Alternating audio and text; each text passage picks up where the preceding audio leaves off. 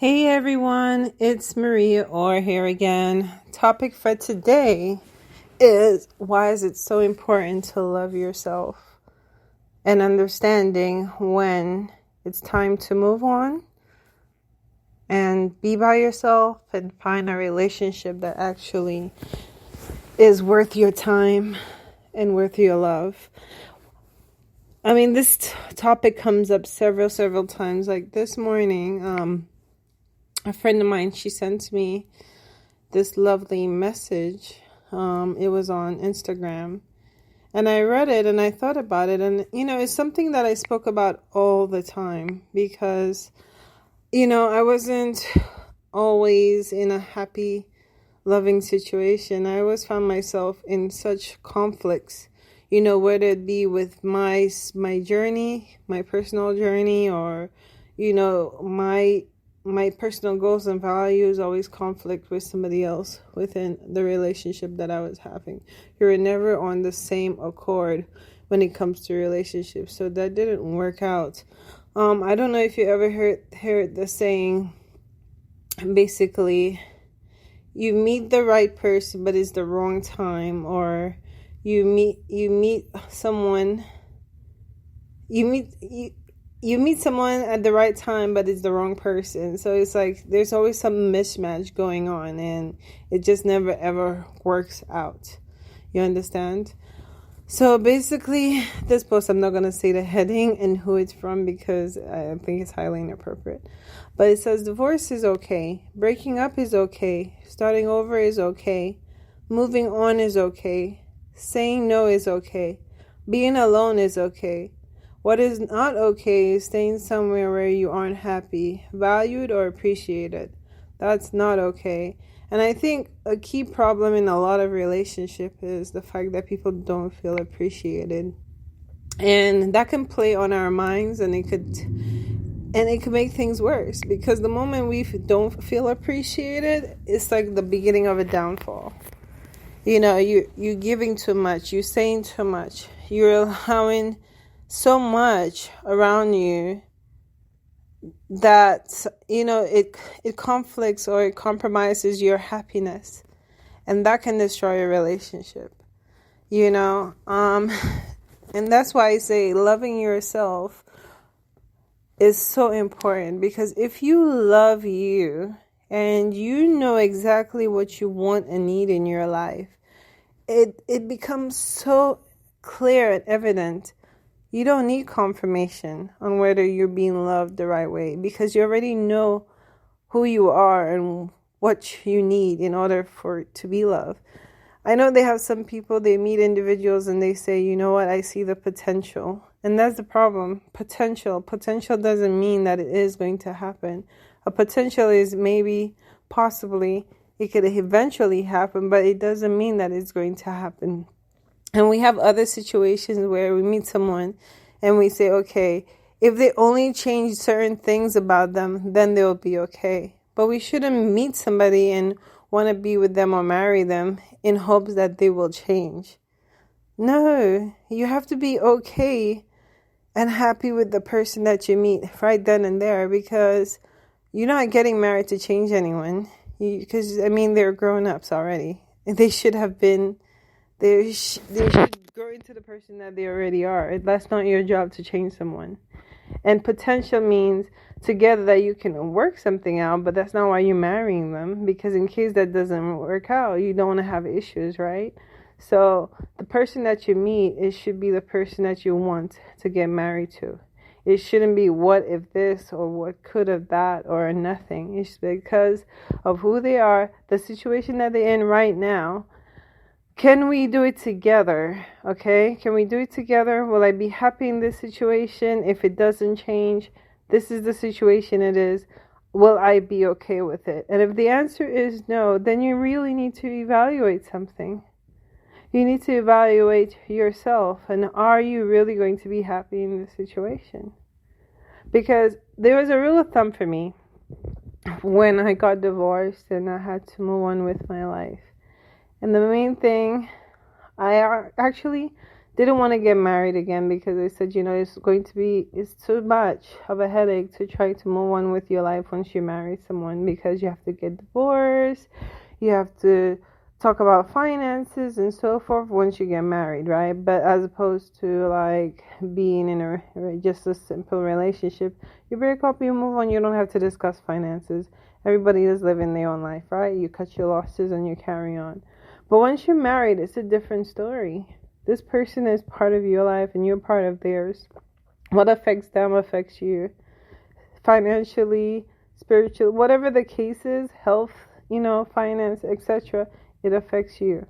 So you're in this together, regardless of how people say. When you're in a marriage, you're in something together. If you're the type of person who just want to get married just for the likes, or just want to get married just because it makes you feel good to be in a stable situation, but you're not really in for the whole other bit of the marriage, please don't do it. Don't waste another person's time. Because marriage is a teamwork. It's together. You go through things together. You fight for things together. And if you don't have that thought process, then marriage is not for you. If you feel like you just want to be married and you still want to have your foot outside and doing other things, you shouldn't be married, because you're wasting that person's time. It's not a fruitful marriage. A fruitful marriage is two people on the same accord working for the greater, for both of themselves and their family. Yeah, building together, physically, financially, spiritually, emotionally. They feed off of each other. And if that's not for you, if that's not the case, I'm not saying people are tied to the hip. That's not what I'm saying. But there's a level of respect and trust. And that goes a long way too. But the key thing is, do you trust yourself in your decisions? Because I have seen cases where, sometimes our decisions and the decisions we make when it comes to relationships, it could be bad. What is influencing our decisions? Because I've seen some people, they make great decisions when it comes to their life, like when it comes to career, relationships, and so forth. And they have others who just make decisions and it's disaster after disaster. What is influencing us? And until we can get to the bottom of it, the root of the issue is, we wouldn't be able to fix the problem. Is it the environment we in? Is it our upbringing? Is it, the type of people I'm attracted to? Maybe I need to change that. Maybe I need to see, seek out a different type of person I'm attracted to, because then they'll give me the results I need. The list can go on and on and on. You have to figure out. That's why it's good to have that time out after relationships to evaluate what went wrong. What could I have done different? Was it the time? I didn't give it enough time. Was it the fact that I looked over certain details that were minor at the time, but was crucial and very, very important to contribute to the decision that, it could have changed, that could have made a difference? It's several things. But again, it all bounds down to, do you love yourself enough to make those decisions? Because when we don't love ourselves enough, it shows. And the fact that we don't love ourselves, it'll be difficult to love another individual. It'll be extremely difficult. So we have to know ourselves. We have to take that time to evaluate ourselves and the decisions that we make and the outcomes that our decisions made as a result. And basically, what did we learn and how are we going to grow from there? We have to set goals. We have to set values. So that's just the tip of the iceberg. But you have to know when a situation is not right for you to walk away. Okay? But before you do that, of course, like I said, you have to evaluate, okay? And you have to accept responsibility for the things that you have done wrong. And you have to know when it's time for you to say, hey, I've done something wrong. I'm sorry. Can I grow and move on from it? because we are all not perfect. Everybody always contributes, right, to issues and problems that arise in life, and we are quick to point fingers and say that one's fault and this one's fault.